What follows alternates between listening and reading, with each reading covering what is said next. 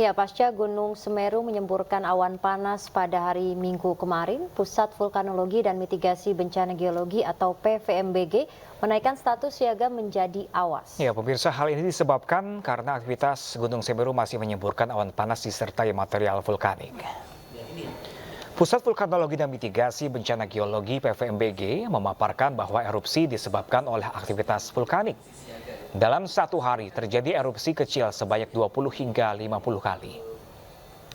Hal ini menyebabkan kawah Gunung Semeru dipenuhi tumpukan material vulkanik sehingga menyebabkan guguran awan panas disertai material vulkanik menyembur ke atas dengan ketinggian 1.500 meter. Penumpukan material di sekitar kawah Gunung Semeru akhirnya menyebabkan guguran awan panas yang membawa material vulkanik. Di samping itu, guguran awan panas ini bersuhu 400 hingga 800 derajat Celcius dengan kecepatan 200 km per jamnya. Daerah yang terdampak sendiri yaitu lembah Sungai Kobokan, Sungai Lanan, dan daerah Lumajang. Erupsi-erupsi itu dua mekanisme yang berbeda. Untuk erupsi mungkin bisa continue hingga beberapa saat ke depan atau mungkin masih dengan karakteristik Semeru ini setiap hari. Tetapi untuk awan panas guguran ini eventnya tidak kontinu. Artinya tergantung kondisi. Dan pemirsa, untuk mengetahui situasi terkini dari pengungsian di SDN 4 Supit Urang Pronojiwo Lumajang, sudah bersama kami rekan kontributor iNews Denny Irwansyah di sana. Rekan Denny, bagaimana di hari kesekian ini kondisi pengungsian di sana seperti apa para warganya? Baik, selamat siang Pram. Saya jelaskan saat ini saya sedang berada di SDN 4 Supit Urang Lumajang. Seperti kemarin-kemarin bahwa setiap siang hari sejak pagi para pengungsi sudah meninggalkan pengungsian. Mereka kembali ke rumah dengan untuk membersihkan rumahnya. Meskipun demikian di posko ini petugas tetap bersiaga, tetap berjaga-jaga sewaktu-waktu para pengungsi yang kembali. Saat ini hujan tengah mengguyur Pronojiwo dan meskipun demikian bisa disaksikan pemirsa bahwa seluruh petugas masih tetap standby karena seperti biasanya ketika hujan datang atau ada pengumuman bagaimana kondisi di Gunung Semeru, para pengungsi akan tiba-tiba kembali ke pengungsian. Demikian, Pram. Baik, Denny. Jadi para pengungsi ini tidak menetap di pengungsian begitu. Ada beberapa yang kembali ke rumahnya dan nanti apabila ada bahaya baru kembali ke pengungsian. Sebenarnya bagaimana himbauan dari petugas sendiri, Denny?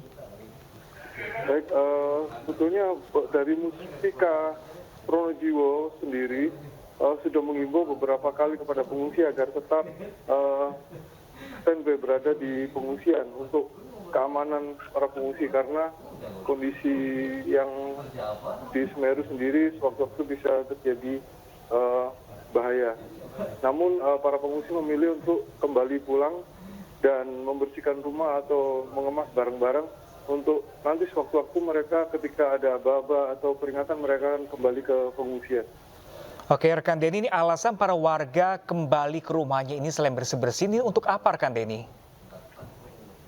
Menurut warga, ya kondisi masih bisa mereka antisipasi dan jarak antara pengungsian dengan rumah itu tidak terlalu jauh.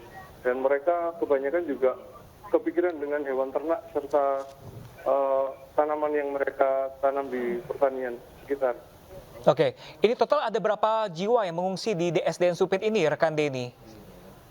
Baik, ada 240 jiwa, namun ketika malam hari para lelaki memilih tetap berada di rumah, jadi sekitar hampir 200 orang yang tinggal di pengungsian ini. Oke, tadi rekan Denny Anda bilang ini rumah dari para pengungsi ini dengan pengungsian di SD Negeri Supit ini jaraknya tidak terlalu jauh. Kalau Anda bisa gambarkan berapa jarak jauhnya, apakah di SD Supit ini juga terimbas dari dampak dari erupsi Gunung Semeru? Betul, jarak dari pengungsian ini ke pemukiman warga tidak cukup jauh atau sekitar 3 km.